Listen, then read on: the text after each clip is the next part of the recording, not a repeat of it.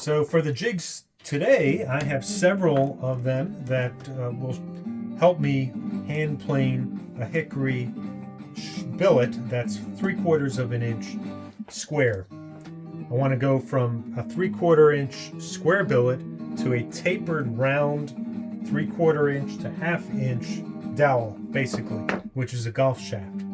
So this will be the narrow end, the neck end. This will be the butt end, and I have this jig. This is 3 aluminum rods.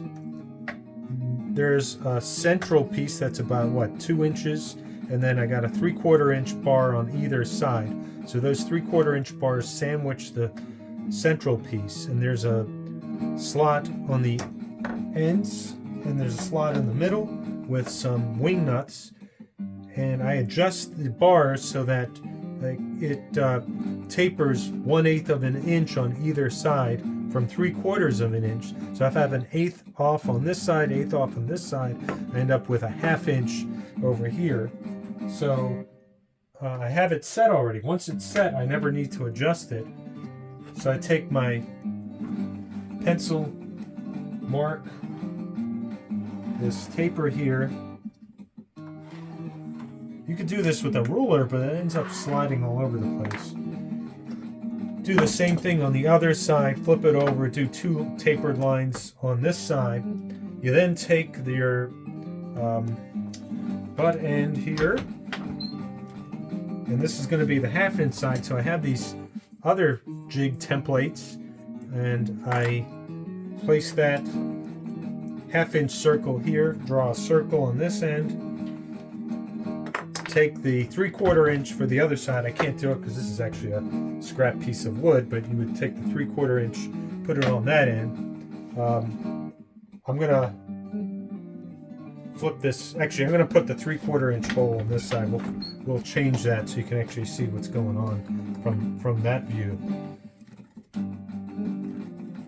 So we got the 3/4 inch hole here. Let's pretend that we tapered it the other way.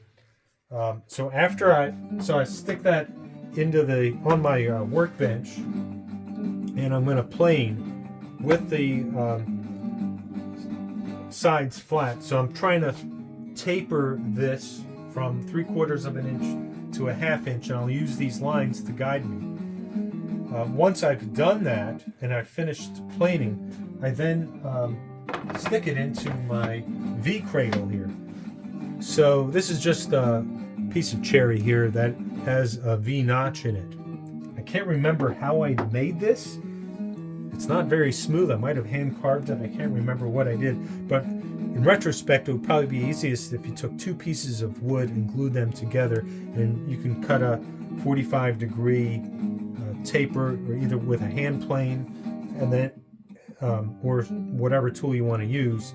Get a consistent 45-degree angle, glue the 2 pieces together, and you have your tapering jig.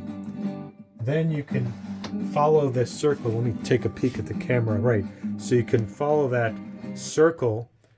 Now we're going to use the bigger circle in this case on this end, and we're going to taper that shaft using the circles that are already there.